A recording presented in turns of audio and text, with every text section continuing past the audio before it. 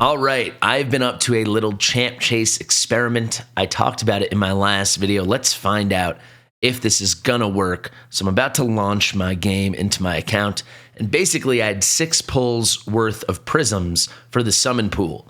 But the summon pool was ending right when the champ chase was starting, so my plan was to not pull them. It auto pulls, and then I want to go straight to the champ chase. Is that gonna pop up for me? No. So let's go straight to the champ chase. Let's see. Nothing happened, but I have not clicked on the portal yet.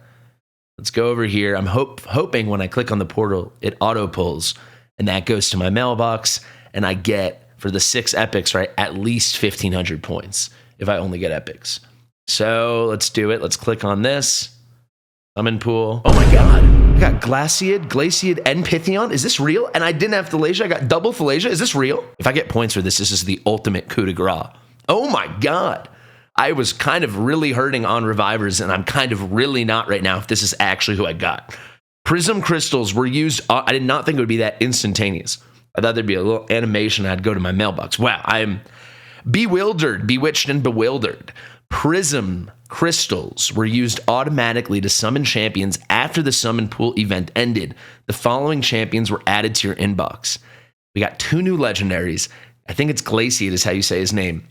I don't need him for Sylvan Launcher, but he's just amazing in general, so I'm happy to have him. And Ptheon I absolutely could use. Oh my god, he'll help me everywhere. Stoked about that. And probably my most wanted epic from the whole pool was Thalassia.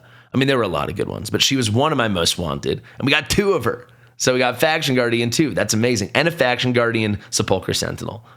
And a Faction Guardian Ilsinia. This is crazy. So I click it, plus 2,000 points. Let's go, baby. Let's go. It works. So there you go. That's a good lesson on like hacking the champ chase when Polarium's trying to screw you. Do this. Do this for sure if you're trying to min-max. So let me walk you through the steps very clearly. So basically, I had bought Prism Shards, and I'd got 1 free one from doing the Fire Knight turn-based event. So that left me with 260 Prism Crystals. It was 210 from the $50 pack I bought, plus the 40 from the Fire Knight, plus 10 that I had left over from the last time I pulled.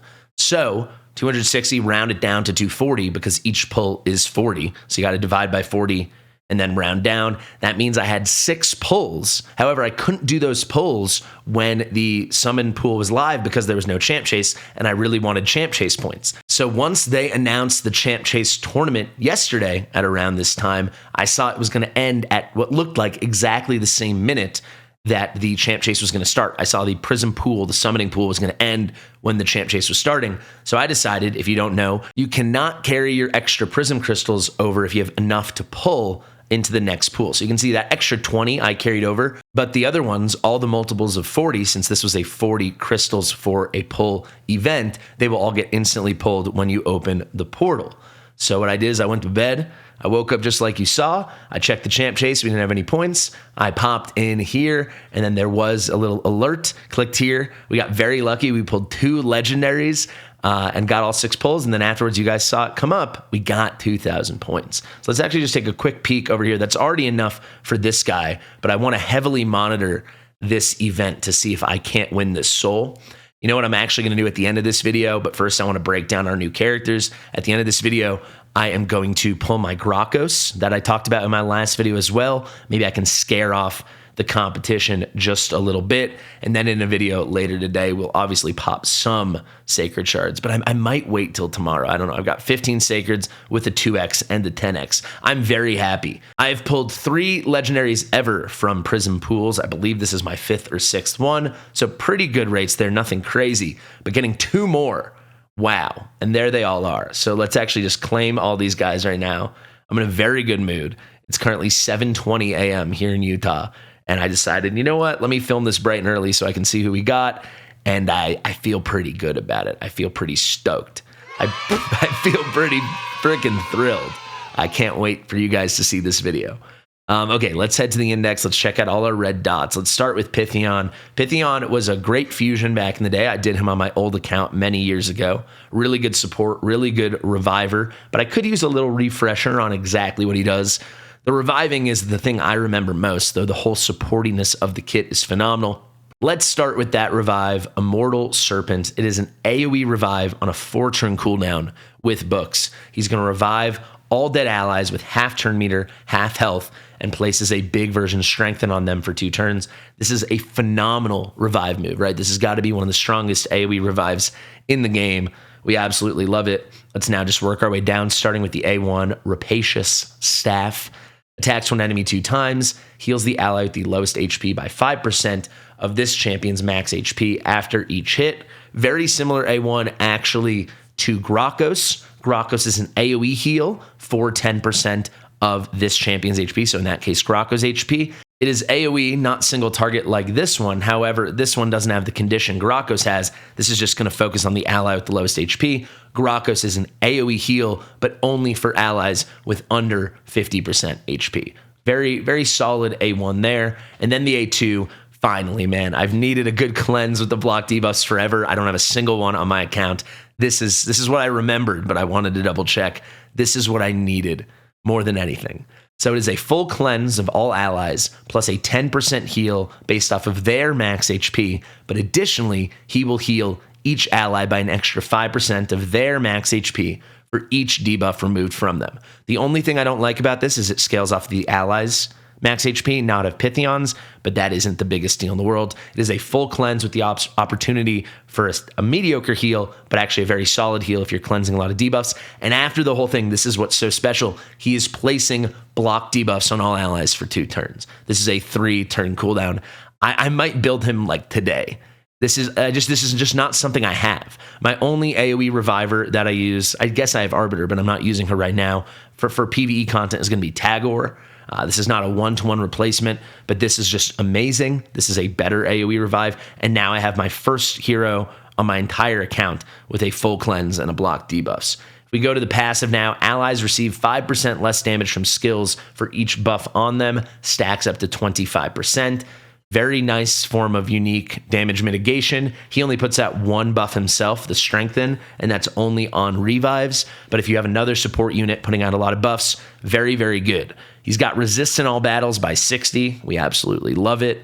Oh my God, what a pull. Did they buff him? It feels even better than I remember. 3-turn cooldown, full cleanse, decent heal that can become pretty solid, plus a block debuff. This is a move I've desperately needed.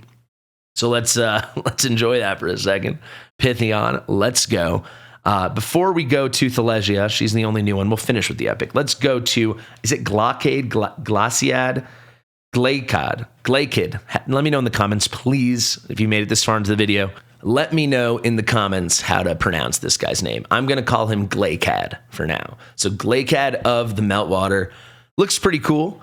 Real Dungeons and Dragony vibe, in my opinion. Let's check out the reviews because I don't know him as well. Excellent reviews for Chimera and Hydra. Oh my God. The #1 places I need help. That is awesome. Let's start with his revive too, because it's literally the only thing I know about him off the top of my head. Actually, really good aura. Look at that. 19% on the low end, but an all battle speeds aura, you'll always find a use for. Let's start with this A3. It's a full AoE revive, also on a 4-turn cooldown with even more buffs here. Revives all dead allies with 40% HP and 25% turn meter. Also places an increased accuracy buff and a big version increased defense buff on all allies for 3 turns.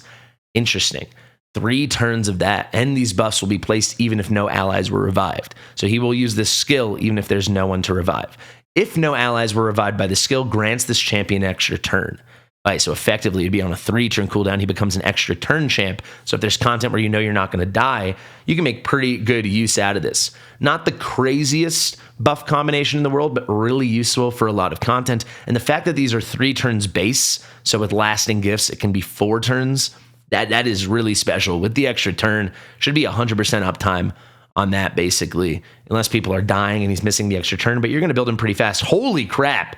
112 speed. Wow, these 2 guys are working their way into my account instantly. Is Glacad even better than Ptheon? Let me know what you guys think, but that's crazy. Sorry, I'm just looking for Ptheon here. I want to check his speed.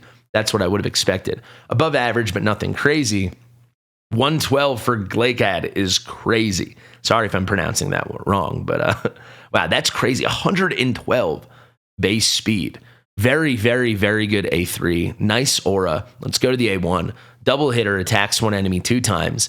Each hit has a 35% chance, books up to a 50% chance of placing a freeze debuff for 1 turn. So this guy is going to have some nice viability as a support for me in hard Fire Knight. That's the hardest dungeon. That's the hardest hard level dungeon for me.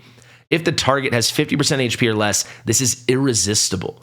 That's really good. Still a 50-50, it's going to happen. But if they're low health, you're guaranteed. If you hit that 50-50, you're landing the freeze. A2, Meltwater Cloak, places a 50% big version increase attack buff on all allies. Oh my god, he's a Veil champ? I hit the jackpot today. I hit that freaking jackpot today. Increase attack buff on all allies, 100% chance with books on a 4-turn cooldown of placing a perfect veil on all allies except for him. Fills the turn meter of all allies by 15%. This guy's like Duchess. This guy's very similar to Duchess, I think in a couple ways even better. Not every way, but wow. Unbelievable. If this was a 3-turn cooldown, I'd be losing my pants. However, if you're not dying, it is a 3-turn cooldown, right? Because we've got a 4-turn cooldown. If no one's dying, extra turn. So effectively, these both become 3-turn cooldowns. Unbelievable. Actually, maybe I'm building him today. Allies under perfect veil buff placed by this champ deal 10% more damage. So a unique damage multiplying effect. And an extra 10% allies under perfect veil placed by this champ will deal an extra 10% to enemies under veil or perfect veil. So if they're under perfect veil, which he's putting out here, they're going to deal 10% more damage. And if the target happens to also be under a veil or perfect veil, add another 10%. The only like negative from Thawmite, this passive, is it has to be a perfect veil placed by him. But I mean, wow. Okay, he's who I'm building, right? For Hydra, I mean, the damage boost, tremendous revive with good buffs. And when you don't revive, good buffs and an extra turn. Then we have a turn meter fill, an AoE perfect veil, an AoE increase attack. Turn meter fill, very, very good. 4-turn cooldown. And then this great freeze. I'm thrilled. That is a great, great, great pull. I mean, if I did make one complaint, my Sylvan Watchers are pretty good just because I have Neve and Neve is broken. But I mean, certainly as I get into hard faction wars eventually, I mean, and I don't know who cares about freaking faction wars. This guy's going into my Hydra team immediately. What a superstar. I guess he's missing healing, right? But we'll bring a healer. I mean, it's okay. Wow. Mamma mia. Pizzeria alert. Get the meatballs. All right, let's go to finally Thelegia. We can go a little faster because I actually know her kit pretty well. Thelegia was always good, but then they buffed Hex while I was away from the game, and I don't have a good Hex hero, so now she's just phenomenal. Okay, I was right. She does have Hex, but not in the way I thought. In my head, I remembered it as a skill that would maybe be too OP. I thought she had a 3-turn cooldown, decreased defense, big version, and Hex on an AoE. She does have 3-turn cooldown, AoE, decreased defense, and technically she can be putting out Hex through other stuff, because whenever she attacks any enemy under decreased defense, which she puts out, there's a 50-50 chance to place Hex. But in my head, these were tied together. It'd be cool if this was a double hitter, right? Because then you could land the decreased defense and then the next hit could land the Hex. But she's an epic and she's already really good. So we got this AoE decreased defense, Melancholia. Very, very cool. We go to the A1 here. Attacks when enemy has a 50% chance, books up to a 70% chance of applying debuff spread effect. So taking that debuff and putting it on everyone else, taking one random debuff from the target and placing it on all enemies. And that will happen strictly to enemies already under the Hex debuff. Finally, the A2, Shrieking Voices, AoE, increases the duration of all debuffs on all enemies by 1 turn. And we talked about the passive Feast of Woe. When attacking enemies under decreased defense, has a 50-50 chance of placing a Hex debuff on them for 2 turns. You will keep that decreased defense up for a while, right? The natural flow would be Melancholia, this A3, AoE, places a 60% decreased defense debuff for 2 turns. And you're going to, keep that cycling pretty well. You'll build her pretty fast, even though the speed isn't that special. 2 turns of that. Then you go into the A2, AoE increases the duration of all those debuffs, including the decreased defense she put out. And then here you got the chance for the debuff spread. If one of your allies puts something nice out, keep in mind as you flow from A3 to A2, assuming you were landing the decreased defense, this A2 effectively is also a 50% chance to land Hex because you've put out decreased defense. So from the passive, you'll have that. Builder with Sniper, I think I'll certainly do that. That'll make it a 55% chance for the Hex. This A1 as well will come with that chance. All in all, pretty dang nice. What a great day at the office. I guess the final thing to do is take a peek at the faction Guardians, and then let's pull our Gracchos so we can get a few more points. But yeah, if we think about it, we got the 2 Thelegias, we got the 2 legendaries. So the last 2, we got Ilsinia, who I already have here, but it's kind of nice that we pulled her because I will be using one of these, maybe even this weekend, to fuse Kriya, who is going to be for the Mikage. She's the one of the 2 Mikage legendaries I can fuse right now. If I need the points, I will do it. So there we have it. And then certainly if we head over to, oh my God, Knight's Rev, actually, right? Because we got another Sepulchre Sentinel. And this is my first maxed out thing, right? We got the 2 Thelegia and the 2 Sepulchre Sentinel. That's pretty exciting because now I can either +1 my Miscreated Monsters or +1 my Thelegia. I'll think about that. Great day at the office. Let's cap off an incredible video, a very hype moment, by fusing Mr. Gracos Turndrake. I like that the fragment fusions do not cost 1,000,000 silver. But there's Turndrake, and we'll take it one step further. Actually, no, he won't. I was going to say, I've got his 5-star soul. I'm going to throw that on him, but maybe I'll do a little comparison. I'll make a little guide. But there is the Turndrake, the Balrog. He's on fire.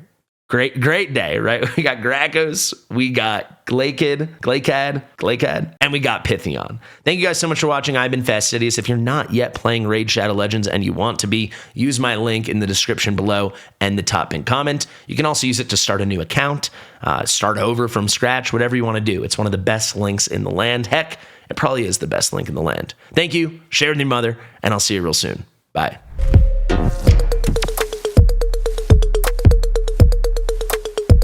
Fastidious.